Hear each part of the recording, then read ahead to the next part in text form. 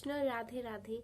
मैं आज आपको राधा रानी की एक महिमा बताती हूँ कि वो कैसे अपने भक्तों की मदद करते हैं, उनकी सारी काम को आसान कर देते हैं, हमेशा उनके साथ खड़े रहते हैं। वृंदावन धाम में एक प्यारी सी लड़की रहती थी, उसका नाम है सिया। वो अपने घर में बहुत ही लाडली थी, एक ही लड़की थी ना, एक ही बच्ची थी उनके घर में वो, और बहुत ज्यादा लाडली थी। उसके घर वाले उसको बहुत प्यार करते थे और बहुत खुश रखते थे। उसको कोई भी काम नहीं आता था। पढ़ाई में तो वो तेज थी, बहुत टैलेंटेड थी। गाना गाना उसको अच्छा लगता था, अच्छे से आता था। डांस करना, सब कुछ उसमें था, सारी कला उसमें थी। पर उसको क्या ना, खाना बनाना और घर का काम नहीं आता था। और उसकी शादी हो गई। वहीं वृंदावन धाम में एक लड़का था, जिसका नाम है रुद्र। उसके साथ उसकी शादी हो गई। और जब उसकी शादी हो गई रुद्र के साथ, तब उसको परेशानी हो रही थी। उसको घर का कोई काम नहीं आ रहा था। वैसे तो रुद्र एक अच्छे बड़े खानदान का लड़का था, घर में उसके नौकर चाकर सब थे। पर फिर भी खाना बनाना तो आखिर पत्नी को ही पड़ता है। सारा काम तो नौकर चाकर कर देंगे, पर खाना बनाना तो पत्नी को ही पड़ेगा। पर सिया को ना कुछ भी नहीं आता था। वो बार बार कोशिश करती थी, यूट्यूब से देखकर बनाने की ट्राई करती थी, पर उसके हाथों में तो स्वाद बिल्कुल भी नहीं आता था। रुद्र तो खाने पीने का बहुत शौकीन था। उसको तो एक आस थी कि उसकी पत्नी जब आएगी उसके लिए अलग अलग खाना बना कर देगी, बहुत सारे आइटम वो खाएगा, ऐसे उसके माइंड में चलता था। पर उसकी पत्नी सिया को तो कुछ भी नहीं आता था। ऐसा नहीं कि सिया कोशिश नहीं करती थी, वो बहुत ज्यादा कोशिश करती थी।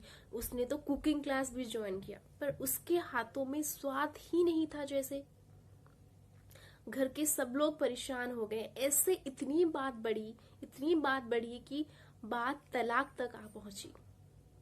रुद्र हमेशा गुस्से गुस्से में रहता था, बात नहीं करता था सिया से, ठीक से एक बार भी बात नहीं करता था। और यही बात सुन सुनकर, यही गुस्सा सुन सुनकर सिया बहुत उदास होती है। वो बार बार राधा रानी को प्रे करती है, राधा रानी मेरी मदद करो, मेरी मदद करो, मुझे कुछ नहीं आ रहा है, मुझे हेल्प करो। बार बार वो राधा रानी को पुकारती है। और एक बार जाकर राधा माधव की मंदिर के सामने राधा रानी को देखकर रो रही है। उस वक्त मानो एक चमत्कार ही हुआ। वो चमत्कार क्या है मैं बताती हूँ। जब रुद्र ऑफिस से घर आ रहे थे, उनको दो पति पत्नी मिले। जब रुद्र ऑफिस से घर आ रहा था, उसको दो पति पत्नी मिले। एक का नाम था राधिका और दूसरे का नाम था श्याम। दोनों वहां पर फंसे हुए थे। उनको गाड़ी नहीं मिल रही थी, जाने के लिए गाड़ी नहीं मिल रहे थे। वो वहां पर अपनी लगेज लेकर खड़े थे। तब रुद्र उनके पास जाकर कहता है कि आपको मदद चाहिए किसी की, कोई काम है तो बताइए। रुद्र आखिर अच्छा इंसान था, सबका मदद करने वाला। तो श्याम कहता है कि हमें आज के रात रहने के लिए एक घर चाहिए, पर यहाँ आसपास हमें कुछ ऐसा मिल नहीं रहा है। तब रुद्र बहुत ही एक्साइटेड होकर कहता है, क्यों नहीं, आप आकर मेरे घर में रह जाइए आज की रात। पहले तो श्याम और राधिका मना ही करते हैं, पर बार बार रुद्र के कहने पर वो लोग मान जाते हैं और जाकर उनके घर में रहते हैं। जब श्याम और राधिका इसके घर आ जाते हैं, रुद्र के घर आ जाते हैं, तो सिया बहुत खुश होती है। मिलजुल कर राधिका के साथ बहुत बात करती है, बहुत अच्छे से मिलजुल कर वो लोग सारे काम करते हैं, सिया और राधिका मिलकर। उस दिन की जब डिनर की टाइम आया, तो रुद्र सोचता है कि सिया को तो कुछ खाना बनाना अच्छे से आता नहीं, तो ये मेहमान बेचारों को क्यों सजा दे भाई, कुछ बाहर से ऑर्डर कर देते हैं। तब राधिका रोक कर कहती है कि नहीं नहीं, मैं और सिया मिलकर खाना अच्छे से बना लेंगे, आप टेंशन मत लीजिए। तब राधिका और सिया जाते हैं कुकिंग रूम में, और वहां बहुत सारे आइटम, जैसे 56 भोग मानो, दोनों मिलकर बनाते हैं। उस दिन तो रुद्र सोच कर सूखे जा रहा था, पता नहीं खाना कैसा होगा, मेहमान है ये लोग, ऐसे इतने गंदे खाना, सिया के हाथों की इतने गंदे खाना वो लोग कैसे खाएंगे। वो सोच कर सूखे जा रहा है। पर जब इतने सारे 56 भोग जैसे इतने सारे खाना आकर डाइनिंग में लगा, तो रुद्र ऐसे चौंक गई, ये क्या है, इतने सारे खाना इतने कम टाइम में, और वो भी सिया और राधिका दो लोगों ने बनाया। वो ऐसे सोचकर हैरान हो जाती है। और जब खाना खाती है तो मानो इतना टेस्टी है खाना, इतना ज्यादा टेस्टी है कि वो सोच नहीं पा रहा था कि ये सिया ने बनाया, सिर्फ एक ही इंसान, एक ही लड़की की हेल्प से। वो तो सोचकर हैरान ही हो रही है, हैरान हो रहा है वो सोचकर कि ये हो ही नहीं सकता, पर ऐसा हुआ है। वो खाना राधिका और सिया दोनों ने मिलकर बनाया है। सब लोग मिलजुल कर खाना खाते हैं, मस्ती करते हैं, मजाक करते हैं, टीवी देखते हैं, खाते पीते गप्पे मारते और सोते हैं। फाइनली सुबह हो जाती है। जब सुबह होती है तो राधिका जाकर किचन में कुछ काम कर रही होती है और सिया उठती है। जब वो राधिका को अकेले देखती है कुकिंग रूम में तो वहां जाकर कहती है, अरे तुम मत करो, मैं कर देती हूँ। तब राधिका कहती है कि ये जो रसोई घर है ये महालक्ष्मी का वास होता है, यहाँ पर बिना नहाए धोए नहीं आना चाहिए। नहा धोकर अच्छे से पूजा करने से पहले यहाँ पर आकर भगवान को भोग लगाकर खाना देना होता है।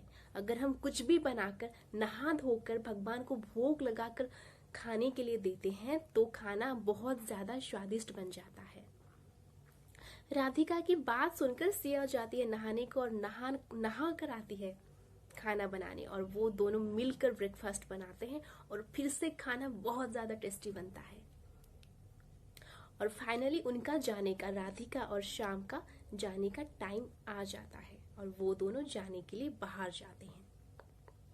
जब वो दोनों जाते हैं, श्याम और राधिका वहां से जाने लगते हैं, तब सिया को याद आती है कि वो तोहफा दी ही नहीं जो राधिका और श्याम के लिए वो निकाल कर रखी थी। जब वो तोहफा लेने के लिए रूम को आती है और रूम से तोहफा लेकर जाती है, तब वहां तो राधिका और श्याम थे ही नहीं। बस 1 मिनट में वो दोनों कहाँ गायब हो गए। वो आसपास बहुत जगह ढूंढती है, वो रुद्र दोनों मिलकर ढूंढते हैं पर वो कहीं नहीं मिलते, राधिका ना श्याम।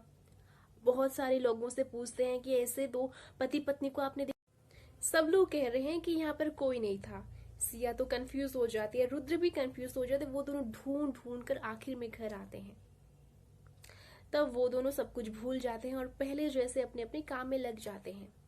पर रात को जब सिया अकेली अपनी कुकिंग रूम में खाना बनाती है और रुद्र को परोसती है, रुद्र तो सोच कर रखा है कि हाँ ये राधिका मदद की थी सिया की, इसीलिए खाना शायद अच्छे से बना था, पर अभी सिया बनाएगी तो बहुत ही बेकार बनेगा। वो ऐसे सोच कर ही खाना जब खा रहा था वो ऐसे मुंह बनाकर, अच्छा नहीं बनेगा, पता है मुझे अच्छा नहीं बना है, ये बहुत ही बुरा खाना है, ऐसे सोच कर वो खा रहा था। पर जब खाने के निवाले अपने मुंह में डालता है तब वही स्वाद, वही वो जो 56 भोग जो पहले बार उसने खाया था राधिका और सिया के हाथ के बनाए हुए, उसी प्रकार के स्वाद आता है सिया के हाथों में। वो तो मानो चौंक ही जाता, एक दिन में ऐसा क्या हो गया जो सिया के हाथों में इतनी जादू आ गई, इसको तो कुछ भी जला पड़ा, बहुत बुरा खाना बनाती है ये, तो इतनी ज्यादा अच्छा खाना वो एक पल में, एक दिन में कैसे बना सकती है। तब उन दोनों को समझ में आता है कि ये राधिका और श्याम कोई मामूली इंसान नहीं थे, भगवान श्री कृष्ण और राधा रानी थे, जो कि एक भक्त की गृहस्थी को बचाने के लिए वहां पर आए थे और मदद करके गए। राधिका जो थी भगवान श्री कृष्ण की आह्लादिनी शक्ति राधा रानी थी, जो कि सिया की मदद करके गए और उसको पाक कला की ज्ञान देकर गए एक दिन में। जब भी भक्त की गृहस्थी बचाने की बात होती है, जब भी भक्त की मदद करने की बात होती है, जब किसी भी प्रकार से भक्त भगवान को बुलाता है ना, तो भगवान तो आते ही है। और राधा माँ, वो तो माँ है, वो तो ऐसे दौड़ कर आएंगे, अगर आप उन्हें बुलाओगे तो उसके अंदाजा कोई भी नहीं लगा सकता। उसकी ही एक एग्जाम्पल है सिया। तो प्रेम से बोलो राधे राधे।